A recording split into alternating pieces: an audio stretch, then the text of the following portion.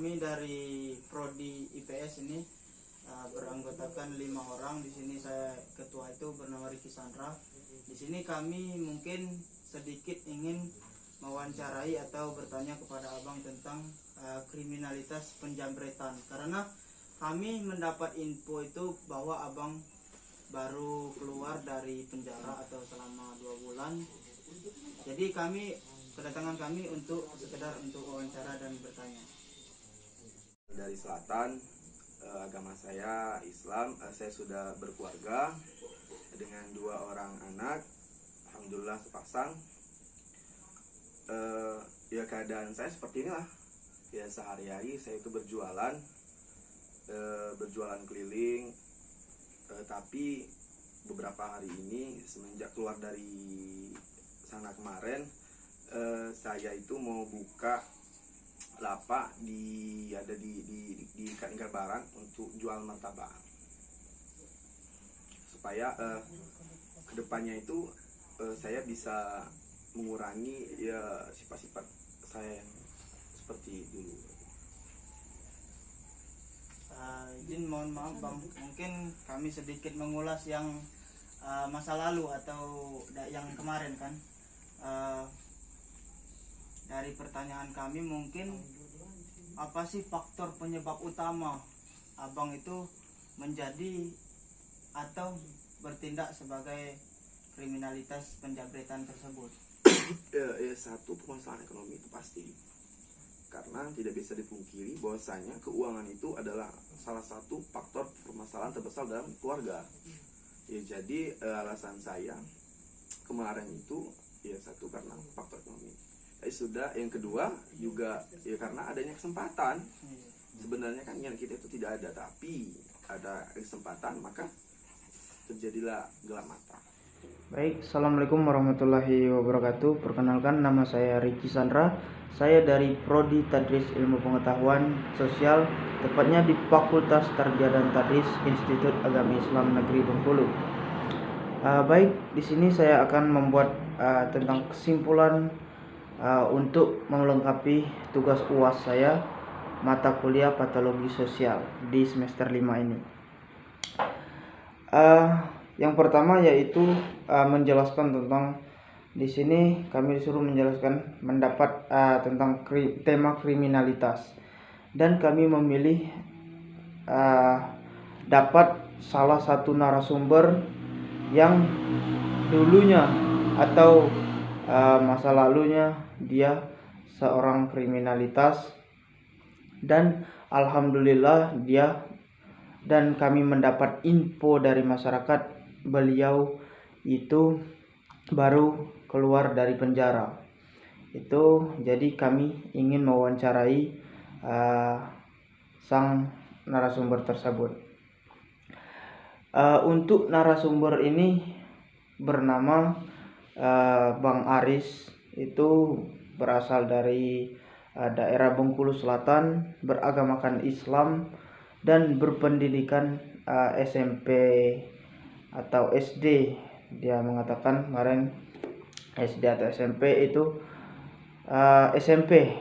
Dia tamatan SMP, dan pekerjaan dia sekarang karena dia baru keluar dari penjara, dia sekarang masih pengangguran. Dan dari hasil wawancara kami, dia mengatakan ingin membuka bisnis kedai martabak. Jenis penyimpangan sosial yang terdapat pada Bang Aris ini adalah sesuatu penyimpangan sosial juga yang dinamakan penjambretan. Jadi Bang Aris ini dulunya sebelum masuk penjara dia berkecimpung dan di dunia penjambretan tersebut. Faktor-faktor penyebab penjambretan ini dari wawancara kami,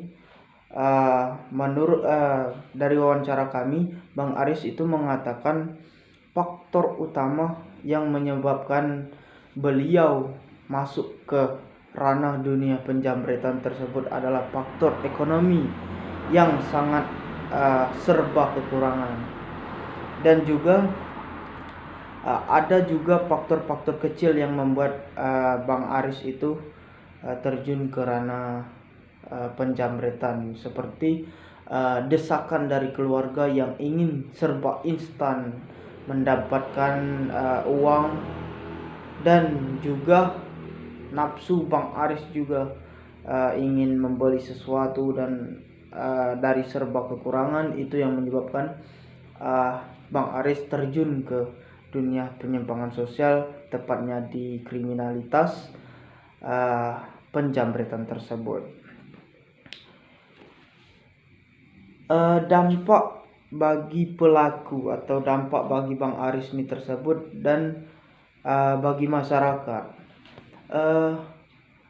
ini bagi saya atau ini dari beliau atau bagi yang kami wawancarai, Bang Aris mengatakan dampak bagi beliau sendiri itu sangat buruk karena terjun ke dunia penjamretan itu sangatlah tidak terpuji, karena di dalam kriminalitas, jadi setiap hari itu penuh dengan resiko yang sangat tinggi karena berlawanan dengan hukum. Dan dampak bagi beliau tersebut juga dia mengatakan bahwa sangat buruk karena keimanan kurang dan kesosialisasian kurang, bermasyarakat kurang karena fokus dalam pekerjaan atau di ranah penjamretan tersebut. Jadi dampak untuk pelaku ini menurut saya sangat buruk sih untuk bagi pelaku dalam kriminalitas penjamretan tersebut, dan bisa juga membuat pelaku ini bisa membuat depresi atau bisa membuat pelaku ini menjadi seorang yang pendiam, karena dia penjamretan ini sering kali tidak ingin bersosialisasi dengan masyarakat. Dan apa dampak bagi masyarakat? Dampak bagi masyarakat di sini, beliau juga mengatakan, narasumber kami juga mengatakan,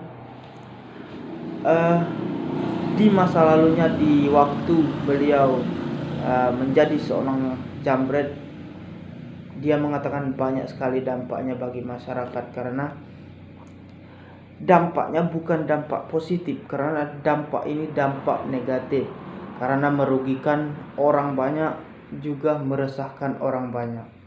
Jadi meresahkan masyarakat dengan adanya sekelompok penjamret atau seseorang yang menjadi seorang penjamret yang sudah stay di situ untuk meresahkan masyarakat. Jadi dampaknya bagi masyarakat itu kalau menurut saya itu sangat berdampak negatif, karena membuat keresahan dan ketidakamanan para masyarakat di luar sana. Jadi upaya pimpinan dalam mengatasi atau mencegah kriminalitas penjamretan ini, kalau menurut saya itu dengan dikuatkannya badan hukum yang atau menaungi atau menangani tentang kriminalitas penjamretan ini, dan juga tempat-tempat kriminalitas penjamretan ini harus dilakukan patroli setiap hari, kalau bisa setiap hari, walaupun tidak bisa setiap hari, setiap minggu, setiap bulan, dilakukan patroli di tempat-tempat yang memang betul-betul bisa membuat orang penjamretan itu menjadi tempat kesempatannya. Jadi di sini upayanya badan hukum sangat kuat, aparat hukum sangat kuat untuk menangani masalah penjamretan ini, karena yang menangani tersebut memang aparat kepolisian. Itu yang harus ditingkatkan, yang saya katakan tadi itu tentang patroli. Setiap malam itu patroli, setiap siang, setiap jam kalau bisa patroli. Apalagi di pasar itu sangat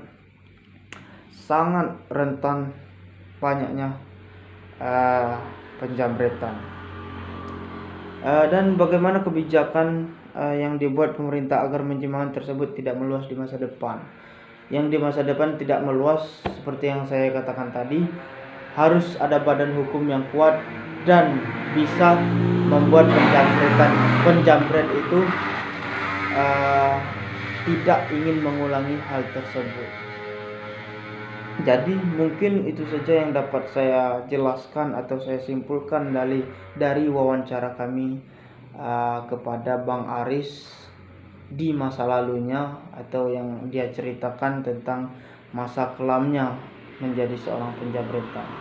Mungkin itu saja yang dapat saya sampaikan. Akhirul kalam, wassalamualaikum warahmatullahi wabarakatuh.